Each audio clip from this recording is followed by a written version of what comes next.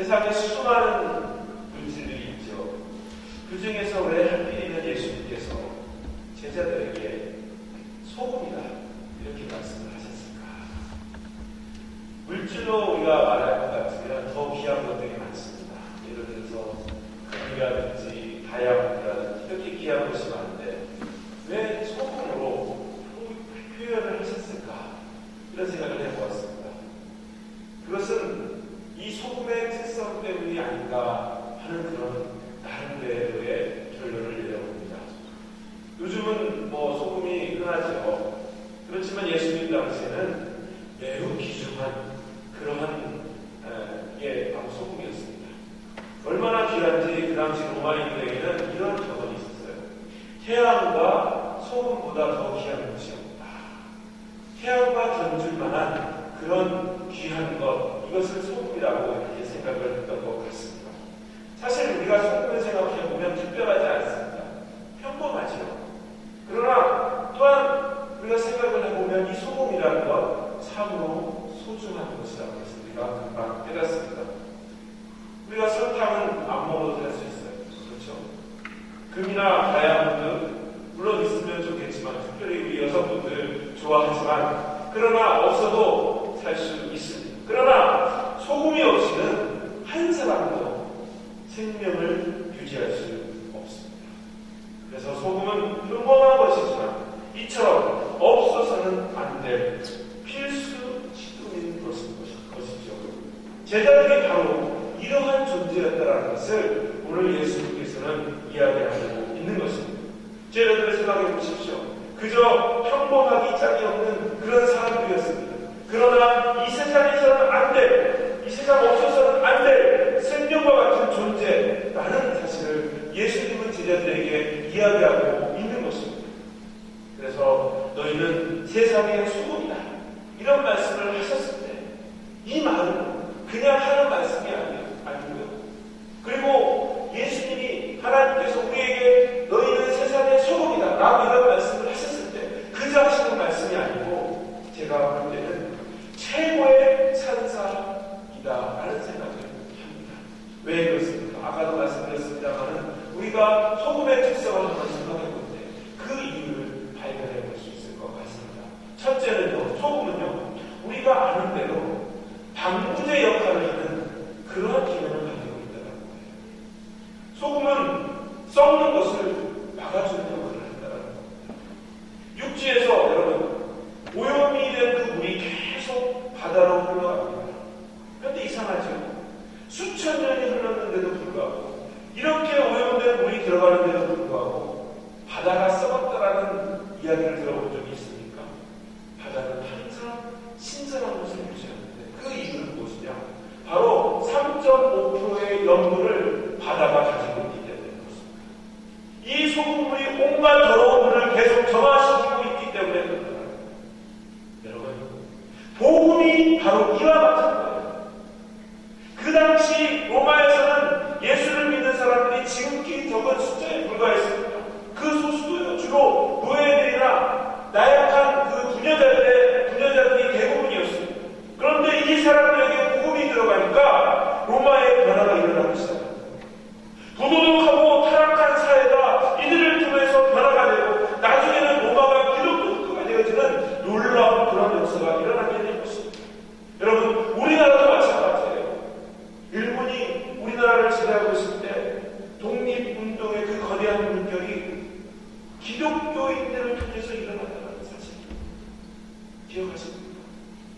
르간수 열사라든지 안희수 여사라든지 주길천 목사님이라든지 조만식 선생님이라든지 이들 모두가 여러분 기독교인들이요.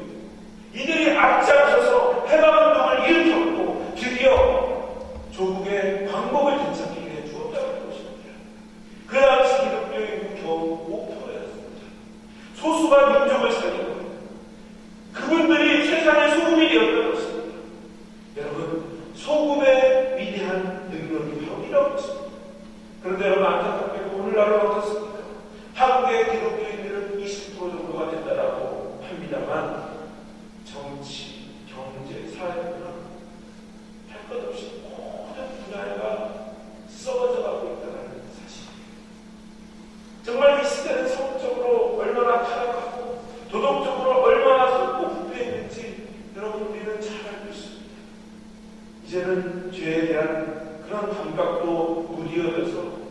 웬만한 죄는 죄로 여기지 않는 그러한 세상이 되어져 버렸습니다. 한마디로 죄가 온 세상에 만연해 버린 그런 세상이 되어버린 것이죠. 나는 이런 시대를 보면서요, 지금 이 시대가 바로 소돔과 고모라의 시대가 되었구나. 주님 오실 때가 얼마 남지 않았구나. 어느 곳보다 때가 가겠구나 하는 그런 생각을 문득하게 됩니다. 사람들이 너도 나도 할 것 없이 육신의 쾌락과 탐욕에 사로잡혀 살아가고 있는 것이 이 세상의 모습이다. 이 말씀을 드리는 거예요. 마치랑 우리가 잘 알고 있는 바와 같이 불나비가 밤에 흉불을 받았고 흥분해서 춤추며 달려가는 것과 같은 그런 형상을 이 세상이 보여주고 있더라고요. 그 길이 죽음의 길인지 모르고 달려들어가고 있는 그런 모습. 이것이 오늘날 세상 사람들의 모습이지 않는가 하는 그런 생각을 해보는 것이죠. 성도 여러분, 이런 세상에서 우리 성도들의 역할이 무엇이겠습니까? 어떻게 살아가야 할까? 세상 사람들처럼 살아서는 이러한데 우리는 소금으로 그렇게 살아야 될 줄로 믿습니다.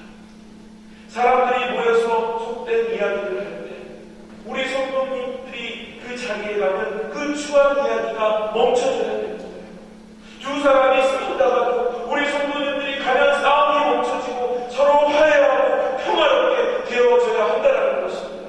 사람들이 남을 흉보고 욕하다가도 우리가 가면 그 말을 멈추고 부끄러워해야 합니다. 온갖 부정과 부패가 우리 성도들이 있는 곳에서 멈춰져야 한다는 사실입니다. 우리 성도들이 이렇게 살아야 한다는 것입니다. 이것이 바로 다양한 금보다 더 귀한 소금 성도의 모습이 되는 줄로 믿습니다. 하나님은 오늘 우리가 이렇게 살아가기를 원하십니다. 여러분, 주님께서 오늘 우리들에게 들려주시는 음성이 있어요. 이 음성을 잘 들을 수 있기를 바랍니다. 너희는 이 세상의 부패를 막는 소금이라. 두 번째, 소금의 특성에 대해서 그와 같이 생각을 해보십시다. 그것은 소금은요, 음식에 따라서 맛을 낸다는 사실이에요. 소금의 대표적인 맛은 무엇이죠? 짠맛입니다. 그런데 이 소금이라는 것이요, 음식에 따라 다양한 맛을 낸다는 사실 여러분 잘 알고 계시죠? 소금이 떡에 들어가야 돼요. 왜냐하면 떡 맛을 제대로 내기 위해서. 우리가 김치를 만들기 위해서도 제대로 절여져야 돼요, 소금으로. 그래야만이 김치 맛을 내는 거죠. 여러분 도가니탕 좋아하시는 분들, 설렁탕 좋아하시는 분들 계실 텐데 거기에 소금이 들어가야 향긋한 맛이 날 수 있는 것입니다. 우유에 소금이 들어가면 고소한 맛이 나요. 그리고 팥죽에 소금이 들어가면 단맛은 더 돋우어집니다. 여러분 참 신기하지 않습니까? 소금이라는 게 짤줄만 알았더니 이렇게 여러 가지 맛을 낼 수 있는 촉매제가 되고 있는 것이죠. 소금은 이처럼 어떤 음식에 들어가든지 맛을 돋구어주는 그런 촉매제 역할을 하는데 바로 이러한 성도들의 역할이 바로 이런 손과 같은 역할이 되어야 된다는 것입니다. 가정에 들어가면 가정이 더욱 화목하게 되어집니다. 우리 성도들이 직장에 들어가면 직장 분위기가 더 밝아져야 된다는 사실입니다. 요즘 인구가 점점 들어가죠. 복잡한 사회가 되다 보니까 불행한 일들이 종종 일어납니다. 칼부림을 하며 나가서 살인까지 하는 그런 일들이 벌어지죠. 세상이 그만큼 험악해져가는 증거입니다. 이런 문제가 어디서 서로 간에 병을 쌓고 살기 때문에 만나면 서로 반갑게 먹을 것 있으면 빵 한 쪽이라도 먹어보라고 갖다 주기도 합니다. 삶의 얘기도 나누고 지낸다. 사실 우리 선조들은 우리의 삶의 선배들은 그렇게 지냈습니다. 그러나 그렇게 우리가 살 수 있다면 그런 험악한 일이 어떻게 일어날 수 있겠습니까? 1년 내내 생각을 해보십시오. 요즘 사람들 떡 한 조각 나누는 법이 없고 서로 왕래도 없고 너는 너 나는 나 살다 보니까 삶이 그처럼 삭막해져 가는 거예요. 여러분 그것이 사는 것입니까? 소금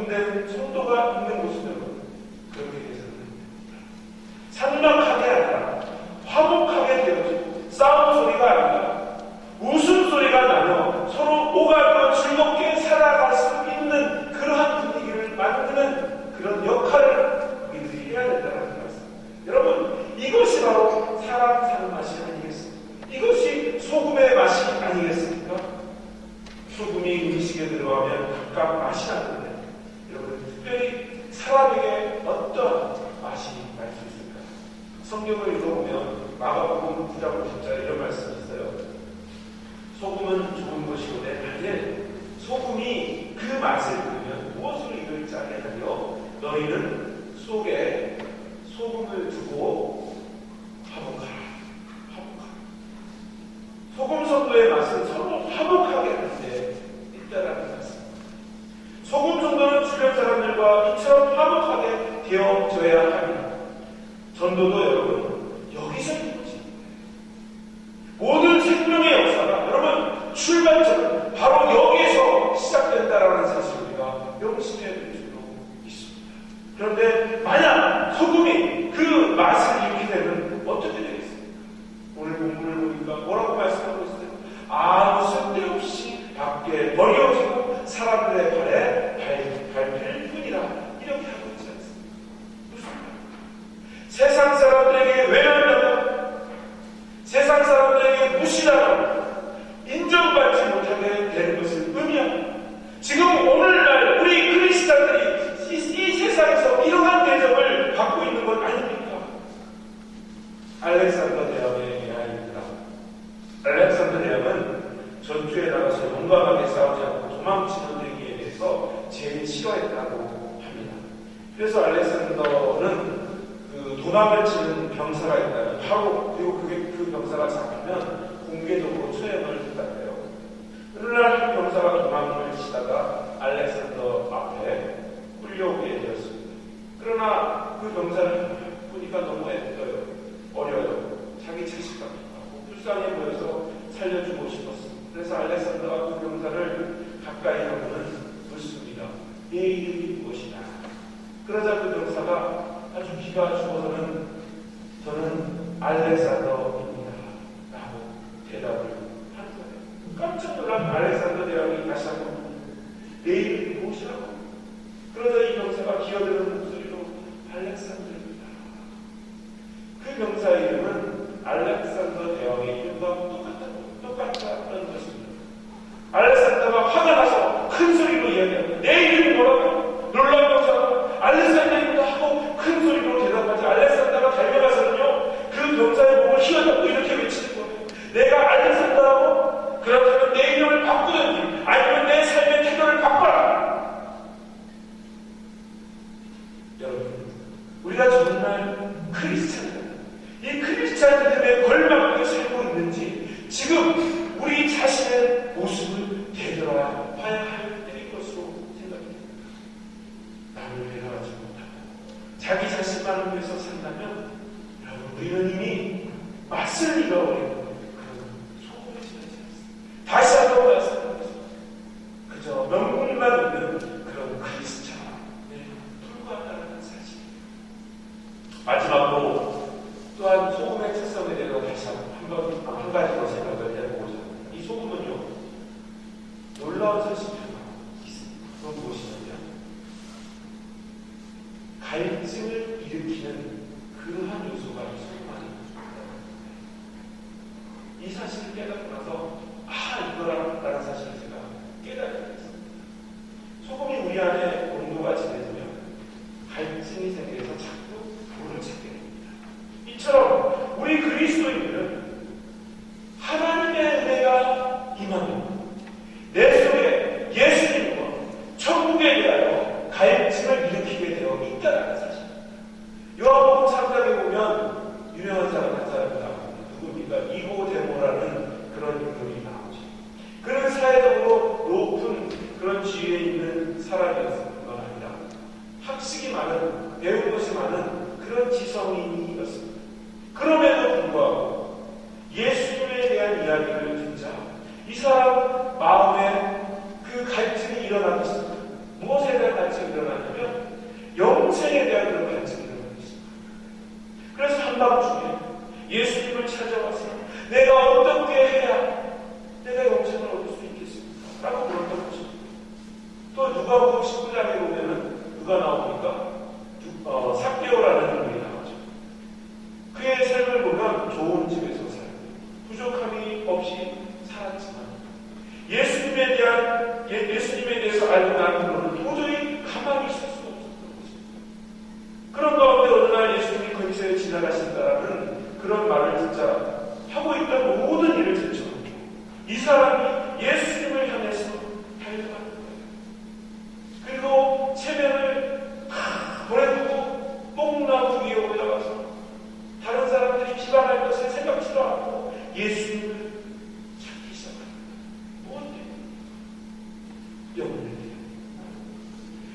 영혼에 대한 갈증 때문에 그렇습니다. 사람은 복음이 일어나면 누구든지 이처럼 갈증이 일어나게 되어 있습니다. 하나님을 더 알고 싶고 더 은혜 받고 싶고 더 성령 충만 받고 싶은 그런 갈증이 일어나게 되어 있다는 거예요. 이것이 바로 살아있는 믿음이고 내 안에 생명이 약동하고 있는 그런 증거가 되는 것입니다. 오늘 우리 모두에게 이러한 영혼의 목마름이 있게 되기를 주님의 이름으로 축원을 드립니다. 그러기에 우리가 세상에 할 일도 많고 갈 것도 많아요. 하지만 그 모든 것 다 필요하고 여러분 이렇게 눈이 오는데도 불구하고 이 저녁에 하나님 앞에 예배를 드리기 위해서 주일마다 이처럼 하나님 앞에 여러분들이 나오는 것이 아닙니까? 세상 사람들, 이 갈증을 모르는 사람들에게서는 도저히 이해가 되지 않는 거예요. 특별히 미국 사람들, 우리 집사님들 늘 하시는 말씀이 그렇잖아요. 눈 오면 움직이지 않는 것이 이 미국 사람들의 특징이다 라고 이야기하는 것처럼 아무도 이 저녁에 누가 움직이니까 지나가는 차도 안 보이는 이 시간에 여러분들이 나온 그 이유 그건 무엇입니까? 바로 영혼에 대한 갈증이기 때문에 우리에게 주님 앞에 더 가까이 하고 싶고 주님 품에 안기고 싶고 그런 영혼의 공부하는 갈증이 있기 때문에 그렇습니다. 이 갈증이 오늘 우리를 이렇게 이끌고 그리고 생명의 삶을 살게 할 줄로 믿습니다. 할렐루야. 그런데 이런 갈증이 나에게만 있어서 되겠습니까? 아닙니다. 니고데모가요 예수님을 찾아오듯이 내 주변에 사람들이 막 찾아오는데 당신의 사는 모습을 보니 나도 예수님을 믿고 싶소. 나도 당신처럼 살고 싶소. 나를 인도해 주세요 하는 영혼의 갈증이 주변 사람들에게 나의 주변 사람들에게 일어나야 될 줄로 믿습니다. 내가 소금이 되면 내 주변이 이렇게 변화가 되어지기 시작하는 것입니다. 오늘 저와 여러분을 통해서 내 주변 사람들이 진리에 대하여 은혜에 대하여 하나님 말씀에 대하여 천국에 대하여 갈증을 일으키는 그런 사람 되시기를 주님의 이름으로 축원을 드립니다. 이것이 바로 소금 성도인 것입니다. 이와 같은 소금의 맛을 내는 우리가 어떻게 해야 될까요? 어떻게 해야 되겠습니까? 놀라운 것은 여러분 소금이 녹지 않고 덩어리로 있으면 모양은 소금인데 맛을 낼 수 없더라고요.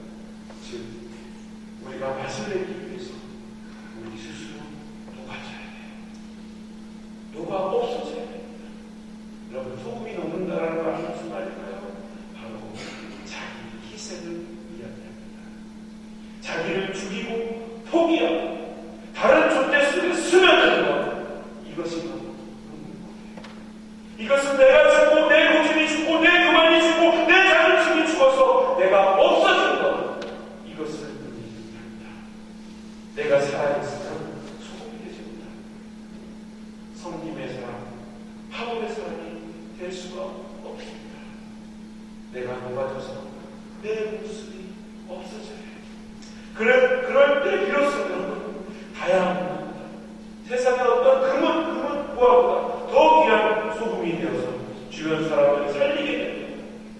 주변 사람들을 주님께 이끄는 그런 존귀한 존재가 되는 것입니다. 시골에서 예수 잘 믿는 처녀한 사람이 안 믿는 총각과 눈이 맞아서 이렇게 결혼을 했답니다. 결혼 초기에는 아무래도 이제 남편이 잘해줘서 참 좋았는데 살다 보니까 이 남편이 문제를 드러내기 시작하는 거예요.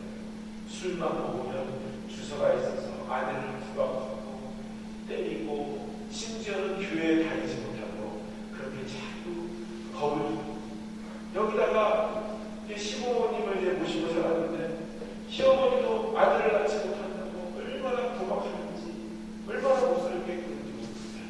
그래서 도저히 살 수가 없어서 이 부인이 목사님을 찾아가서 한 밤중에 목사님을 찾아가서 이런 이야기를 하더라고요. 목사님, 더 이상 살 수가 없습니다. 집을 떠나라고 합니다. 친정으로 못 가겠고 이제 서울로 가려고 합니다. 그런데 목사님이 묻습니다. 아이들 어떻게 하라고요? 아이들 할머니가 뭐 기록했죠 하면서 붓고 떠난다고 이렇게 하더라고요. 그래서 서울 가서 뭐라고 합니까? 근데 이분이 말하래요. 신앙이 있는 분이라